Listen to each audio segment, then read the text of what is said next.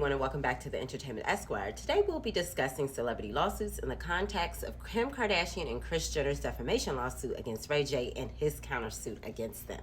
Let's get started. Okay, so before we jump into their lawsuit and his countersuit, I want to talk about how we got here, okay? So in May and September 2025, Ray J in a TMZ Diddy documentary and also during a live stream on Twitch made allegations that essentially the Kardashians were under a RICO investigation. So then in October, Kim and Kris said enough is enough, and so they decided to file a defamation lawsuit against him. And then in response, in November of 2025, Ray J countersued saying that they breached their 2023 agreement by discussing him on their Hulu show. Okay, now I want to get into the strength of Kim and Kris's defamation lawsuit before I get into Ray J's countersuit that's based on the 2023 agreement that he claims that they breached first.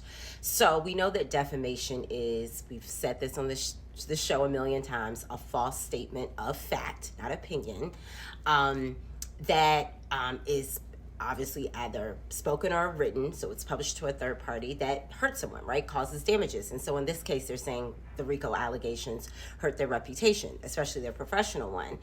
And so I want to read to you what he specifically said. He said, the federal RICO I'm about to drop on Kim and Kris is about to be crazy.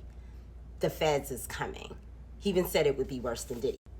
Ray J then goes on to say, if you told me the Kardashians were being charged for racketeering, I might believe it. Now, why would I say Ray J has a very strong case against defamation in this? Does anybody in the class want to answer this? Okay, I'm going to tell you. Because these are statements really of opinion. They're things that could happen in the future. They're not. He didn't say they were happening right now. He said, if you told me they were. So he's not stating, at least in this instance, that they actually are. But then if you double back on his other statement, he said, in the definitive, the federal RICO I'm about to drop, but again, this is in the future, it's not presently, is about to be crazy. It's all future tense. So again, both statements are in the future. Generally, predictions or opinions are not variable facts to reach the threshold of it being defamation. However, if the prediction implies that the speaker, here in this case Ray J, has specific knowledge of current facts that, if known, would injure a reputation of someone, it could be actionable. And I think this is where he runs into trouble, because I think he implies that he knows something that the public doesn't know just yet that would absolutely make it true that the feds are coming for them and there is a RICO coming.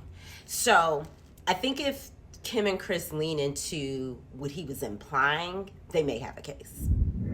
So now let's discuss the strength of Ray J's countersuit, which is all based on this agreement right here that you're seeing on screen here. So this is a April 2023 agreement that was executed by Kim and Kris and Ray J. It also has a line for Sonya Nowhere, who is Ray J's mom, but I'll get to that in just a second. That states that they would no longer talk about the sex tape, and they also would never do anything publicly to disparage each other anymore, like finally resting their feud to bed.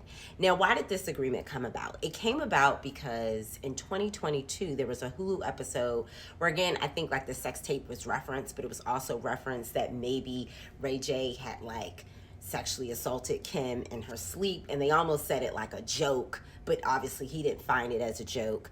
And so he got angry and said, like, how dare you even make a joke about that?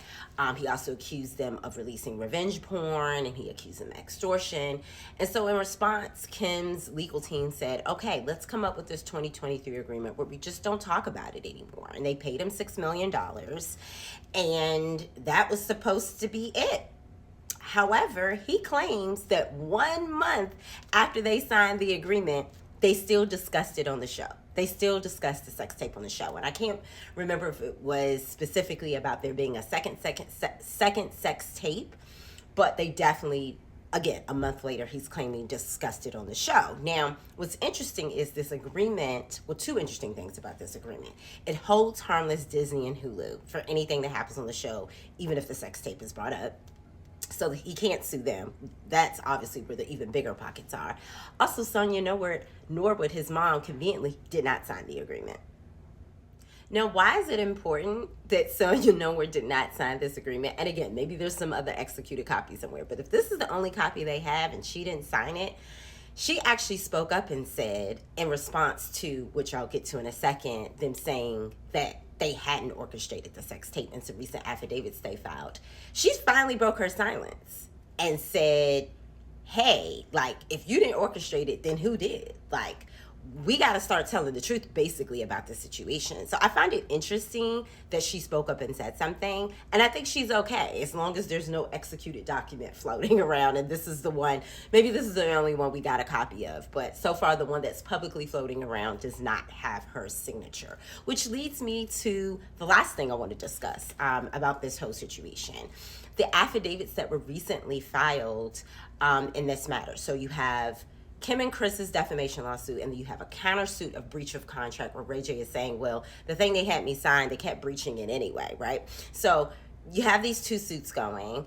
We're in the process of waiting to see if any of these lawsuits are going to get dismissed, right? A ruling on that's coming soon. But in the meantime, they're filing court documents. And of course, we're nosy, so we get to see them. And one of the documents filed is an affidavit where Chris basically says as a mother, she's offended, right? That anybody would accuse her of such a thing, right?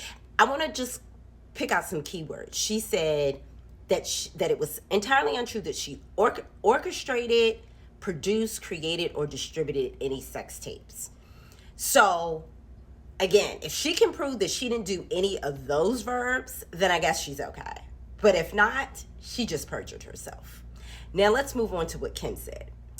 Kim said in response in her affidavit, she has incurred expenses to combat Ray J's lies and manage my well-being and reputation, including undergoing therapy and working with communication, legal, and strategic advisors. She later goes on to say, also his claim that I had a plan with my mother and others to release a sex tape, defraud the public, and file a false lawsuit against the porn company, only to then just release it to create a buzz is also a lie. So she would even further beyond just the sex tape, just like even the lawsuit that at one point she was filing against the porn company. She's even saying that was real. It wasn't to create a buzz.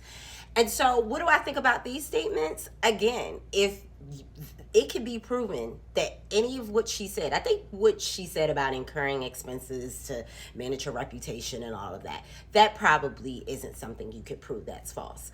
But saying that she wasn't defrauding the public and filing a fake lawsuit, if any of that is found to be untrue, again, you're perjuring yourself. So the lesson here, class, today is less is more. I have even had to learn this in my own profession. The less words you have, the less they can analyze and get you on something. And so I'm hoping for Kim's sake, because she's gonna take the bar, she's done with her legal studies, that she just didn't perjure herself before becoming an official attorney, because again, that is criminal. As I said before, we're waiting to see if any of these lawsuits, his lawsuit against them, their lawsuit against him, gets dismissed. In the meantime, thank you for watching The Entertainment Esquire. You can follow my weekly show on YouTube called The Entertainment Esquire, and of course on all audio platforms called The Entertainment Esquire, and on all social media at The Entertainment ESQ. Take care, everyone.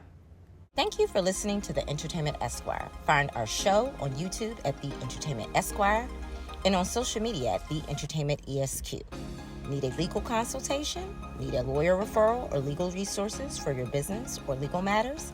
Then visit us at theentertainmentesq.com. Until next time, thank you for listening.